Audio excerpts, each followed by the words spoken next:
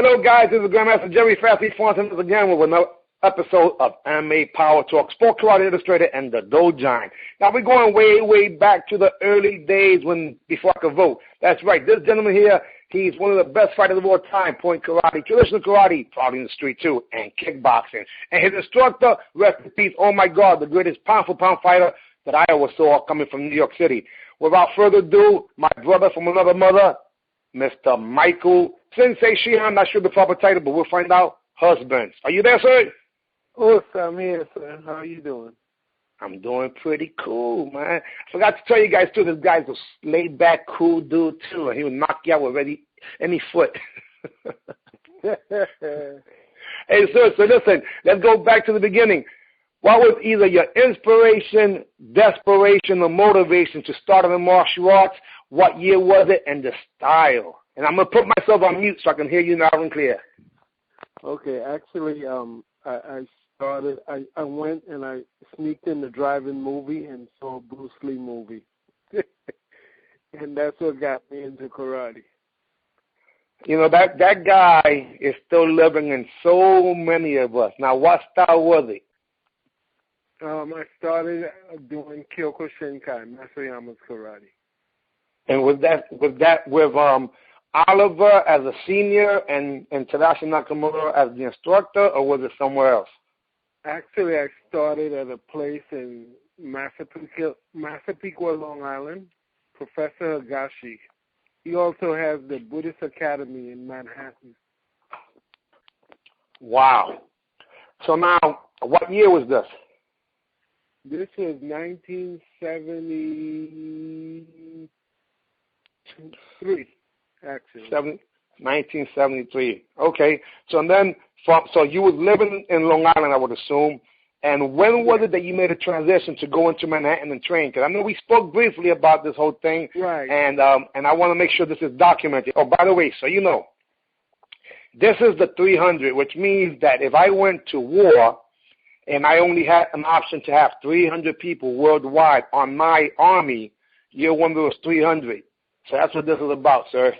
I appreciate that, Jerry. My pleasure. When I was working out with Professor Higashi, I had gotten to yellow belt, and I guess he saw that I was improving a lot, so he told me it's better that I go to headquarters, which was in Manhattan, on 61 West 23rd Street. And who was the instructor there? The instructor there was Master Tadashi Nakamura and Shihan William Oliver. Wow. So this is the predecessor to what ended up being Sado shortly after that, correct? Exactly. I think when I went there, after 1 year, Master Tadashi Nakamura started his own system, which was Sado. And it seemed like this is probably around the time okay, now, let's think about this now. The Fighting Back Kings was a movie documentary that had a bunch of people going overseas to fight.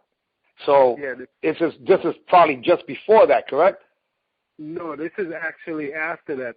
The Fighting Black Kings, I think that was 72. Okay. I guess the movie came out afterwards. Obviously, they had a document that saw it in 42nd Street. Yes, the Fighting Black Kings, yes. Pretty incredible. That's when the United States were being represented by a bunch of people. Hey, let's just talk briefly about a person that you and I had a relationship with, obviously, but you had a special one, Shihan Oliver.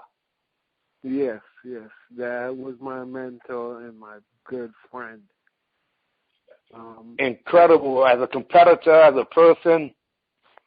Oh, my God, yes. I mean, even to this day, there's so many good martial artists, but even up to the day, I would watch, after being in his presence for so long and going to so many tournaments and watching people, it's just the way that he did things and created stuff.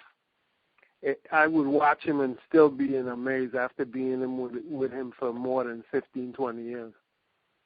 Oliver was a special person. Mr. Keith Vitale just a few minutes ago was giving him his kudos for his due. So obviously did get a chance to compete against each other over at Madison Square Garden.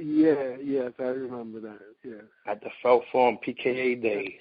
Yeah. All right, so we got to get down here to specific, because when it comes down to it, that whole group from, and not that you are, because you told me where you're from, but all those Jamaican, Japanese dudes from freaking Sato, led by Oliver, what the heck, man? Those kicks and punches, and I mean, not the only ones, because rest in peace, we also had another dude named Lincoln, but, you know, let's give some shout-outs to some of those people who came through that incredible operation. And you know, a lot of people may not realize whether it was kickboxing or karate or anywhere else. Yeah, you know, that whole team that Master Tadashi Nakamura had was a couple of the guys from the other school in Connecticut. She and William Oliver. She and Charles Martin and Mr. Claude Battle. There was a whole group of them. The guys from Jamaica, Montat Allen, he has a school in Brooklyn right now. Leroy Bennett, and there was a lot more of them. They went over to Japan, and, you know, we grew our inspiration along with Chien Oliver from those guys. I mean, those guys were incredible. I can imagine how workouts were. A lot harder than tournaments, I'm sure. Yeah, that was actually Masayama's first World Open tournament, where they invited every system, Muay Thai, kick, any style was invited. And I guess every country had their tournament, and they sent, I guess, the 6 or 4 best people from that country. They all met in Japan. And it is in the documentary called Fighting Black Kings that I saw on 42nd Street. But you know what? Even after that, when it went Sato, then we still talking about making major impact with a bunch of other fighters. Let's give some shout out to some of those guys that were going to the tournaments in New York and New Jersey and abroad during the 1980s. Yeah, well, you're one of them. Jerry Fassi, Fontenay, Mr. Errol Bennett, Robert Sugar Crossan, Abdul Mutaka Bear. We would all go to all those tournaments. I mean, had a lot of others, the names, you know. One of our good friend, Billy Beeson. As soon as you asked me, names just slipped out of my head. Yeah, no. I hope you know we had Sheldon Wilkins, there was Speedy Wilson, there was Michael Lookup Sled, right? Yep. Oh my God, Mafia Holloway, the whole crew. I mean, you know, it was just so. It's incredible. How time flies, right? Man, it seems like yesterday. Well, that's exactly right. Sam McGee. How about I tell you this? I have a videotape on what is Dojang.com, which is Dojo in Hand. There's an app for it, too. If you have a Google account with a Droid, we have it as an app. I'm interviewing people, getting information, history, motivation, and so on and so forth. And what I tell people is that I'm a martial arts fan because that's what I am. And I had, was blessed to be able to participate with some of the most incredible martial artists of all time, even though 99.9% of the time I was scared to death because I was a young guy fighting some of these killers. But there's a video, 1985, and I'm fighting against Grandmaster Sam McGee, and it's on the Dojo site. Yes, I think I was probably there for that, and I saw the video too. Yeah. Well, he almost killed me that day because when he stopped, he barely missed by an inch. Yeah. Oh, my God. Yeah. These are people that we have.